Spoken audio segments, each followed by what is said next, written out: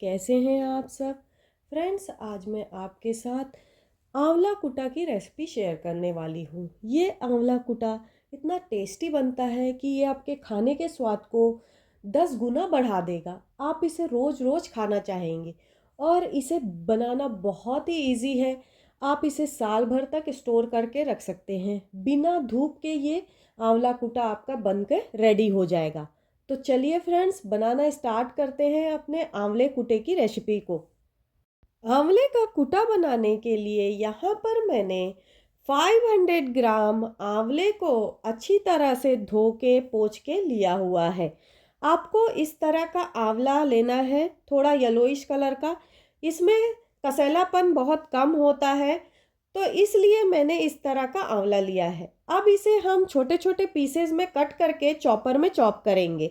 आप चाहे तो इसे कद्दूकस भी कर सकते हैं। तो इस तरह से मैं छोटे छोटे पीसेस कर लूँगी और इसके बीज को अलग कर दूँगी। इसी तरीके से मैं सारे आंवले को छोटे छोटे पीसेस में कट कर लूँगी। तो यहाँ पर मैंने सारे आंवले को छोटे छोटे पीसेस में कट कर लिया है। अब इसे हम साइड में रख देंगे। और आंवला कूटे में डालने के लिए मैंने यहाँ पर 100 ग्राम ग्रीन चिली और 100 ग्राम जिंजर लिया है। जिंजर को अच्छे से वॉश करके मैंने इसके छिलके निकाल लिए हैं। अब मिर्ची को, उसके डंठल को तोड़ के 2 पीसेस में रफली हम तोड़ लेंगे। तो यहाँ पर मिर्ची को भी मैंने रफली तोड़ लिया है। इसे भी हम चॉपर में ही चॉप करेंगे। तो चॉपर यहाँ पर ले लिया है। अब इसमें सबसे पहले हम आंवले को चॉप करेंगे।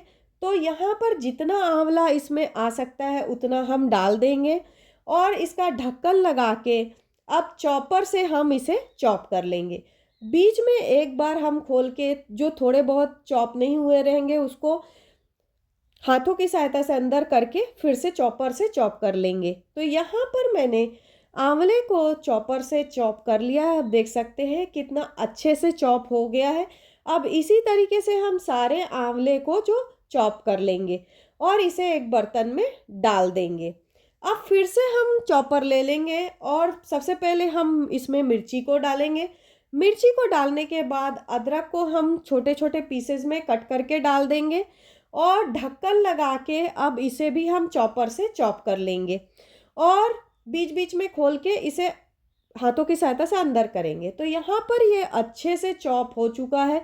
इसे भी सेम बर्तन में जिसमें हमने आंवला डाला था उसे में ही खाली कर देंगे। तो यहाँ पर मैंने आंवला, मिर्ची और अदरक को अच्छे से चॉपर में चॉप कर लिया है। अब इसे हम साइड कर देंगे और इसमें डालने वाले खड़े मसाले को हम रोस्ट कर लेंगे।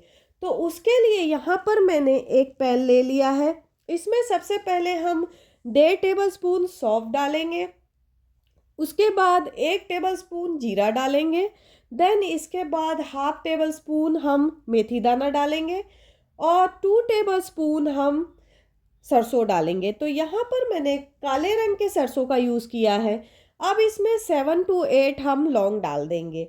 अब इसे हम अच्छे से मिक्स करेंगे और लो टू मीडियम फ्लेम पर इसे कम से कम खुशबू आने तक हम रोस्ट करेंगे। इसे रोस्ट होने में 2 मिनट लग सकता है। तो यहाँ पर अब इसमें से चटकने की आवाज़ और खुशबू आने लग गई है। ये हमारा अब अच्छे से रोस्ट हो गया है। फ्लेम को ऑफ करके इसे एक प्लेट में रख देंगे और इसे ठंडा करेंगे। जब तक हमारे खड़े मसाले ठंडे हो रहे हैं, ऑयल को हम गरम कर लेंगे। उसके लिए हम सेम पैन को ले लेंगे।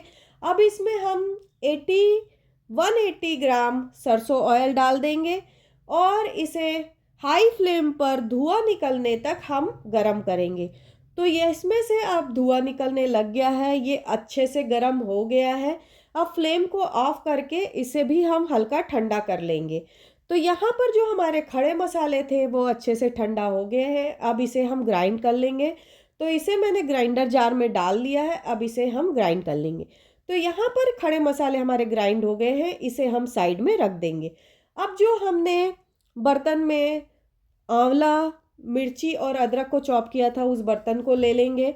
अब इसमें हम ड्राई मसाले डालेंगे। तो सबसे पहले 2 टेबलस्पून सॉल्ट डालेंगे, 1 टेबलस्पून धनिया पाउडर डालेंगे, देन 1/2 टीस्पून हल्दी पाउडर डालेंगे। इसके बाद कलर के लिए हम इसमें 1 tablespoon Kashmiri red chilli powder डालेंगे। अगर आप तीखा पसंद करते हैं तो नॉर्मल रेड चिली पाउडर का भी यूज़ कर सकते हैं। अब इसके बाद हम इसमें हाफ टी स्पून जितना कलौंजी डालेंगे। ये जो आंवले कुटे और अचार में कलौंजी का टेस्ट बड़ा अच्छा लगता है। जो और खड़े मसाले हमने ग्राइंड किए थे उसे भी हम इसमें डाल देंगे।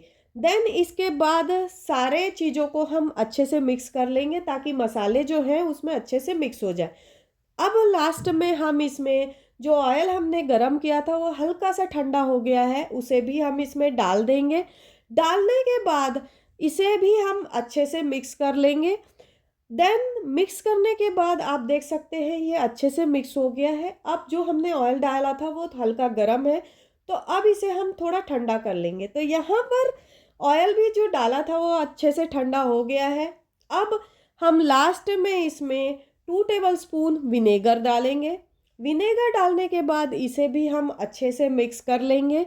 तो ये हमारे आंवला कुटा बन के रेडी है। इसे आप साल भर तक बिना धूप के स्टोर करके रख सकते हैं।